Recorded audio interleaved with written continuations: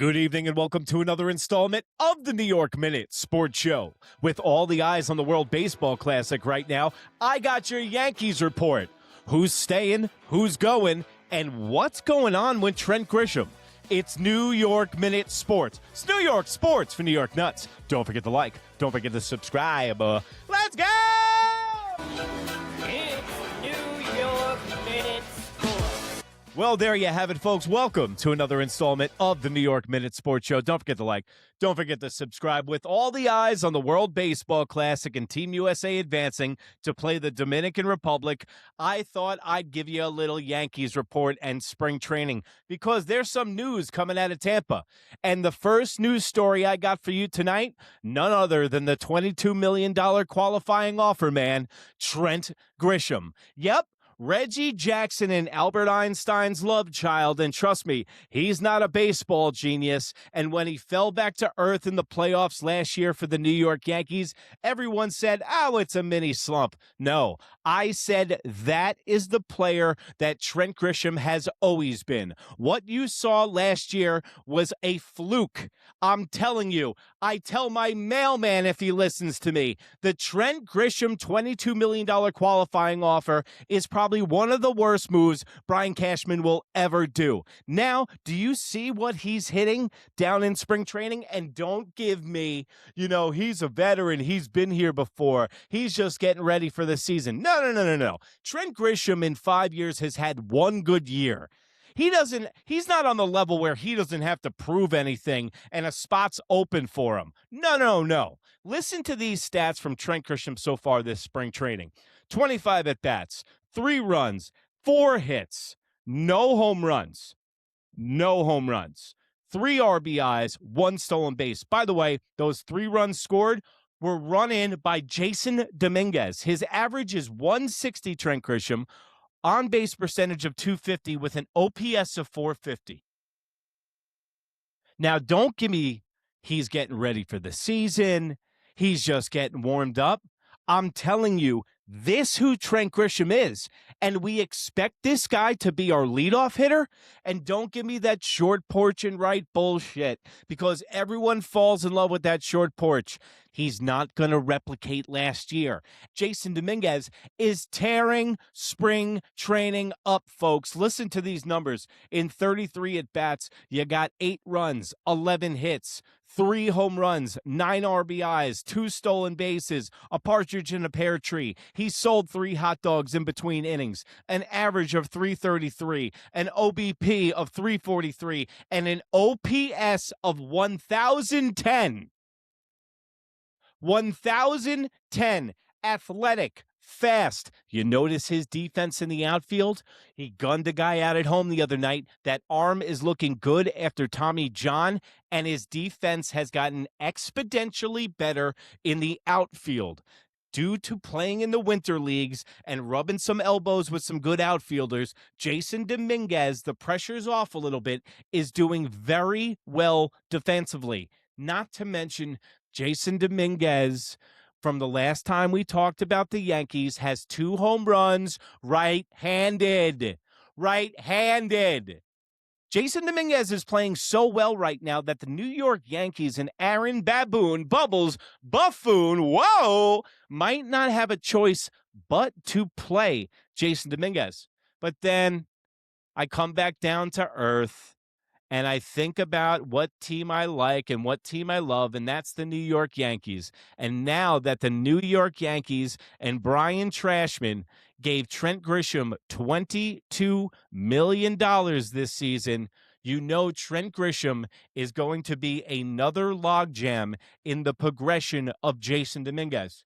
If Trent Grisham wasn't around last year, Jason Dominguez would have got the reps. If Trent Grisham wasn't around this year, Jason Dominguez could plug and play and be the player that we were told by the franchise all about. He is the Martian. I'm telling you, he's that good.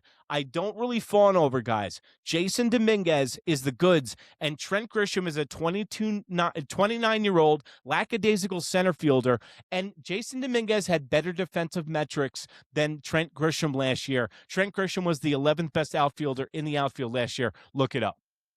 But you know what? Know who's tearing it up on the offensive side of the board? None other than Big G, Giancarlo Stanton. I love this guy. I love him. He drives the press nuts by going, I can't even open up a bag of chips, when we both know right here that Giancarlo Stanton hasn't had a potato chip since the George W. Bush administration. So that's a lie. But he said his elbows were on fire. And guess what? If it's anything that's on fire, it's not his elbows that he hurt cutting a bad steak at Ruby Tuesdays. It's his hitting that's on fire. 11 at-bats, 3 runs, 4 hits, 3 home runs, 4 RBIs, no stolen bases. We knew that was coming.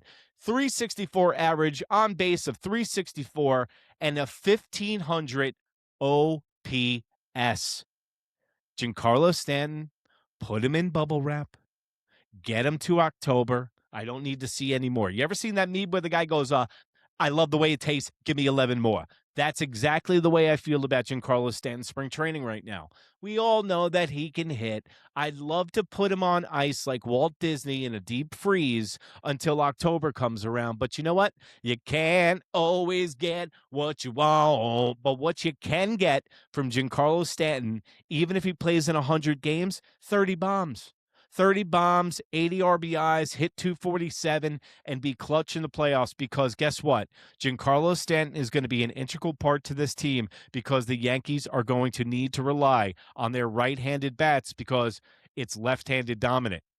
And that's why it's so important for Jason Dominguez to hit right-handed and to hit himself on this team.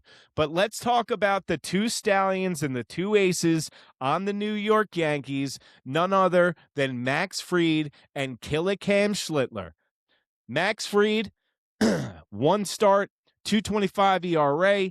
He has 4 innings pitched, 6 strikeouts. The guy was dealing. He's also just trying to work on his arm slot. See, now this is an example of a guy who just needs to go through the motions until the season starts. Max Fried has proven enough in his career and over the years that he knows what to do, and that he's a professional pitcher, and that he can get ready for the season. Also, like I've said before, Max Fried had his biggest workload last year and even had the blister problem. I always said that I would have liked for him to skip a start right before October started, but the Toronto Blue Jays did not make that an option with all the pressure they put on the New York Yankees. So Max Fried does not need to be the number 1 ace with all the pressure on him, with the big contract and Garrett Cole being hurt last year, and scrambled egg brains, chips in my elbow, Carlos Rodon being the head of the starting staff. Max Fried took the baton and ran with it and was a workhorse. Now he doesn't have to be the ace.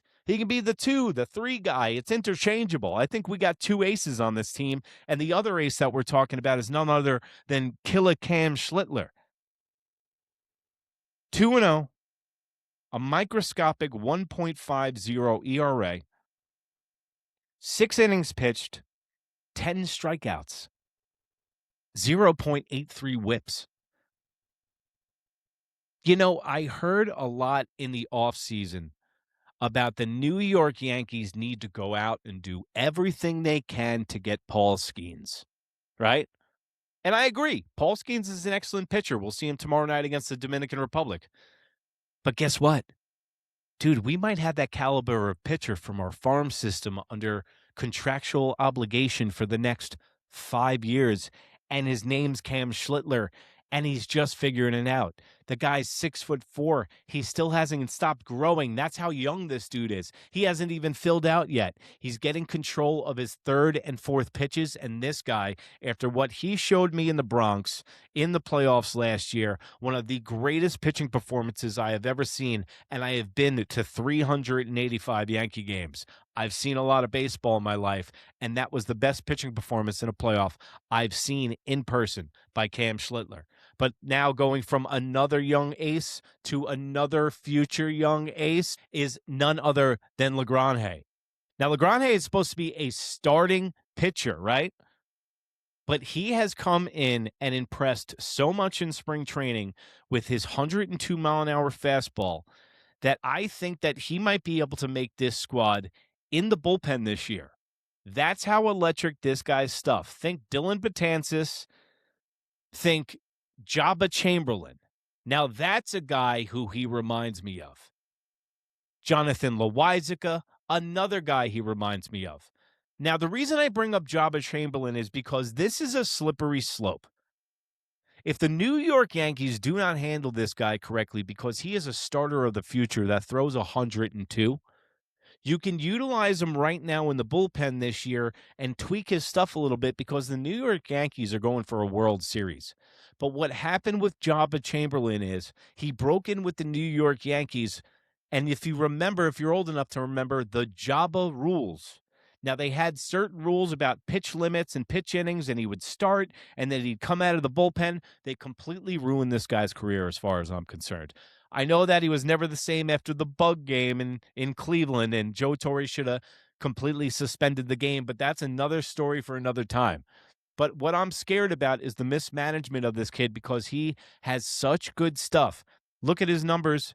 I mean, when you have 9 innings pitched and 9 strikeouts with a 0.72 whip, okay, in 3 games, and it's so electric. The New York Yankees need help in the bullpen. That's not completely hammered out yet. So I think that Lagrange can finally get on the New York Yankees through the farm system, through being in the bullpen. And guys, I'm cool with it as long as they don't blow it and blow this guy's arm out. I am completely fine with them moving him to the bullpen. So I want you to keep your eye on that, how they manage him, what they're going to do with him in the future. Speaking of the future, he's a left-handed hitter. He's as big as Paul Bunyan, and his name is Spencer Jones. This is another guy that I don't care how much he strikes out. I'd rather see this guy play in the outfield more so than than Trent Grisham. I mean, look at the numbers. 24 at-bats, 7 runs, 8 hits, 4 home runs, 8 RBIs, 3 stolen bases. He's hitting .333, an OBP of 429. He's got an OPS of 1,300. I think he's got like 7 strikeouts. It didn't have it on there for some reason. But the strikeouts aren't as high as we thought. And they're sending him down to AAA. He's not going to come up with a team. They've already designated him for assignment in AAA. But this is an amazing spring training to build on. And like I've said before, with Jason Dominguez being there, the New York Yankees really don't need Spencer Jones right now. So, yeah, has his stock dropped a little bit? Yes, he fell out of the top 100 prospects. The New York Yankees are kind of not high on him anymore either. And the trade value has dropped. But guess what? From what I've seen here, man, let the young kids play. Let Jason Dominguez and Spencer Jones play. I don't want to see a 4th outfielder like Trent Grisham block up the development of our young guys because that would be detrimental to the New York Yankees and that would be counterproductive. But I'll tell you who hasn't been counterproductive in spring training is none other than Elmer Rodriguez Cruz, who's killing it for Team Puerto Rico right now. 2 games, 6 innings pitched, 5 strikeouts with a 1 whip, and he is the goods. He will start the season in AAA. He's also another guy that's been designated for assignment to AAA. It's not a punishment. He's still up with Puerto Rico. He's getting reps up there. He will come back to the Yankees once he's back, and then they'll send him down. But I love this guy's stuff. If you want to talk about a ground ball pitcher that can be a 3 or 4 guy, love it. Chang-Ming Wang, Seth Lugo, that's who he reminds me of. So I love Elmer Rodriguez. I'm really high on him. A guy that's not starting off so hot is Weathers, okay? Now, he is my adopted son of the year, and it's still spring training when the stats, when I want it to work to my opinion. But David Weathers, God damn it, Ryan Weathers, his father David, who played for the Yankees. 1 win, 2 losses, an 8 ERA. Game started, inning pitched 9, 12 strikeouts, and a 1.8 whip. Now, there's 2 ways to look at this. The 9 innings pitched and the 12 strikeouts, good. This means that he's not finishing guys. It means that he is still working on a strikeout pitch. When you see numbers like this, he gets to 2 strikes and he doesn't know how to close guys out. But the greatest thing about it is the New York Yankees have an excellent pitching lab.